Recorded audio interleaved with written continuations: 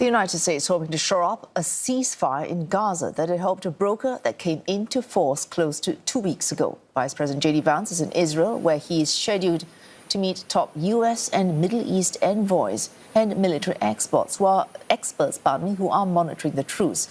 He's also expected to hold talks with Israeli leaders, including Prime Minister Benjamin Netanyahu, tomorrow, amid concerns that the Prime Minister may be backing away from the agreement.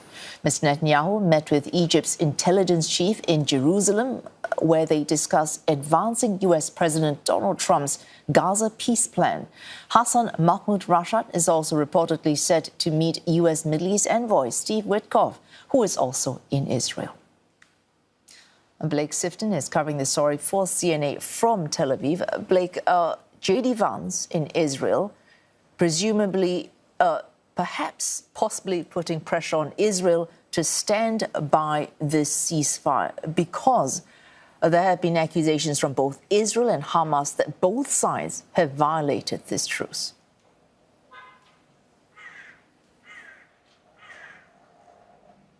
Good evening, Wei Su. That's right. Vice President JD Vance has joined Jared Kushner as well as U.S. Special Envoy Steve Witkoff in Israel today. They are essentially trying to keep this ceasefire on track and show the U.S.'s commitment to this ceasefire. Of course, we saw a major outbreak of violence on Sunday. That was the largest test to the ceasefire. The U.S. in sending JD Vance is being seen as trying to highlight their commitment that they want the ceasefire to continue, amid reports that Israel and especially Prime Minister Benjamin Netanyahu may be considering abandoning the ceasefire and returning to war. When Vance meets with Prime Minister Netanyahu tomorrow, he is very likely to impress upon him that the U.S. wants this ceasefire to continue. We also understand that Vance, Kushner, and Witkoff will be pushing both sides to honor their obligations according to the first phase of this deal and this ceasefire. For Israel, that means letting more aid into Gaza. And for Hamas, it means doing everything they can to retrieve the bodies of Israeli hostages that remain in Gaza. Of course, Hamas have said that they are doing that as fast as they can, but they need heavy and specialized equipment in order to retrieve bodies. And there are reports that while he's here, Vance may launch an international task force headed by the U.S. that will enter Gaza and assist with retrieving bodies.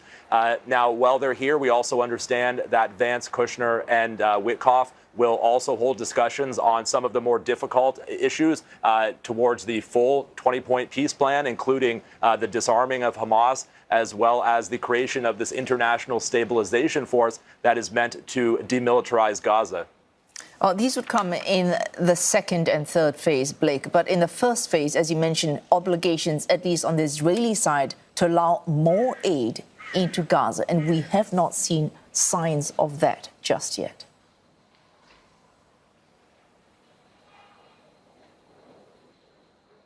Yes. According to the deal, of course, Israel is meant to allow some 600 trucks of aid into Gaza every single day. That's the amount of aid that the international community and the UN says is needed to meet the needs of the people there. And of course, on Sunday, when the violence erupted, Israel closed all of the crossings into Gaza and said it was suspending aid until further notice. There are reports that the U.S. intervened and urged Israel to reconsider that. And then from Monday, 2 crossings into Gaza have been open. More aid is getting in, but the UN says it's still far below what is needed. And they're calling on Israel to open all of the crossings into Gaza, and crucially a crossing in the north, because as of now, there are no crossings that go directly into northern Gaza, which of course is the area that's been affected by famine. Another major conduit into Gaza that we hope to see opened soon will be the Rafah crossing between Egypt and Gaza. It's been closed for most of a year and a half since Israeli forces seized Rafah, but it previously was a major route for aid into the Strip.